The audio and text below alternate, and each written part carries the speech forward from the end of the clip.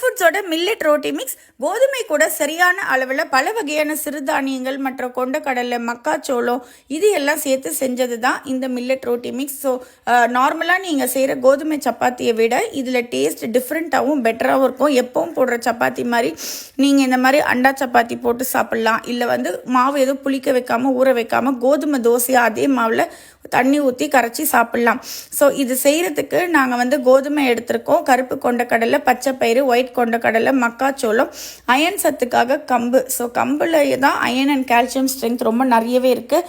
கம்பு இந்த மாவில் சேர்த்துருக்கோம். அப்புறம் வேறு என்ன மில்லட் சேர்த்துருக்கோன்னு பார்த்தீங்கன்னா திணை, சாமை, வரகு, குதிரவாளி, ரெட் சோளம் முக்கியமாக சேர்த்துருக்கோம். ரெட் சோளம் உங்கள் ரத்த சிவப்பு அணுக்கள் இன்க்ரீஸ் பண்ணுறதுக்கு ஒரு எக்ஸலண்ட்டான மில்லட். அதே மாதிரி திணையில் பார்த்தீங்கன்னா உங்களுக்கு கண்களுக்கு தேவையான பீட்டா கரட்டின் சத்து நிறையவே இருக்குது.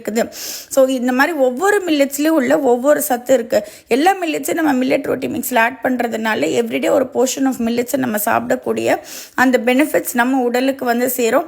அதே மாதிரி ராகியில் பார்த்தீங்கன்னா கால்சியம் ஸ்ட்ரென்த் நிறைய இருக்குது. பட் முழுமையாக நீங்கள் ராகிலேயே தோசையோ அடையோ செஞ்சு கொடுத்தீங்கன்னா அந்த கலர் ரொம்ப கருப்பாக இருக்குன்னு சொல்லிட்டு குழந்தைங்க சாப்பிட மறுக்கிறாங்க. இதே நம்ம கோதுமை கூட ஒயிட் சென்னா, இந்த மாதிரி திணை, இந்த மாதிரி கோல்டன் கலர் இதையெல்லாம் ராகியோட மிக்ஸ் பண்ணும்போது உங்களுக்கு ரோட்டிஸ் ரொம்ப டார்க் ப்ரௌன் அந்த மாதிரிலாம் வராது. நார்மலாக ஒரு கோல்டன் கலரில் எப்படி சப்பாத்தி நீங்கள் வீட்டில் சுடுவீங்க. ஸோ டேஸ்ட்டு கலர் எல்லாமே உங்களுக்கு அதே மாதிரி தான் இருக்கும், கொஞ்சம் பெட்டராகவே இருக்கும். அதே சமயத்தில் எவ்ரிடே நமக்கு தேவையான ஃபைபர், ப்ரோட்டீன், அதுக்கப்புறம் நமக்கு உடம்புக்கு தேவையான நல்ல கொழுப்புகள், சேச்சுரேட்டட் ஃபேட்டி ஆசிட்ஸ் ரொம்ப கம்மியாக இருக்கும். ஒரு ஹோல் ஃபேமிலிக்கே சூப்பர் நியூட்ரிஷியஸ் ஃபுட் அப்படின்னு கேட்டிங்கன்னா இந்த மில்லட் ரோட்டி மிக்ஸ் தான். ஏன்னா பல வகையான சிறுதானியங்கள், கொண்டக்கடலை எல்லாத்தோடைய பெனிஃபிட்ஸும் ஒரே மாவில் நமக்கு கிடைச்சிரும்.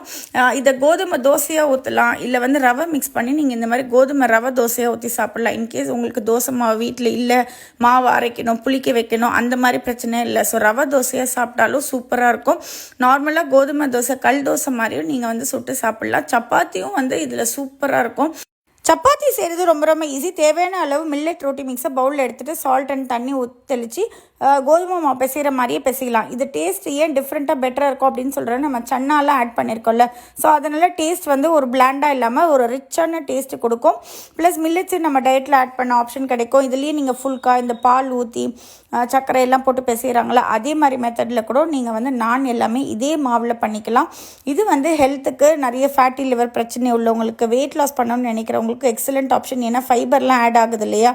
இந்த மில்லட் ரோட்டி மிக்ஸ் உங்களுக்கு வேணும் அப்படின்னா வாட்ஸ்அப்பில் ஆர்டர் பண்ணிக்கலாம், வெப்சைட்லேயும் ஆர்டர் பண்ணிக்கலாம். தொடர்ந்து இந்த மாதிரி யூஸ்ஃபுல் இன்ஃபர்மேஷன் வேணும்னா நம்மளுடைய ஹை ஃபுட்ஸோட யூடியூப் சேனலில் இப்போவே சப்ஸ்கிரைப் பண்ணுங்கள்.